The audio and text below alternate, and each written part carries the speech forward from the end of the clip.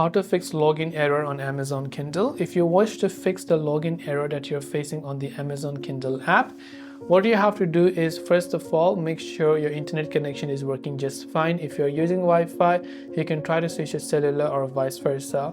If that doesn't help, you can long press the Amazon Kindle application, tap on this I button that will take you to this app info page over here.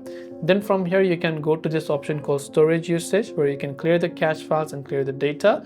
This setting will be found on any Android device, by the way, and if you're using iPhone, you can instead try to offload the application. Now, go to your Play Store or App Store, check if the Amazon Kindle app has an update. If it does, make sure to update it also to the latest version.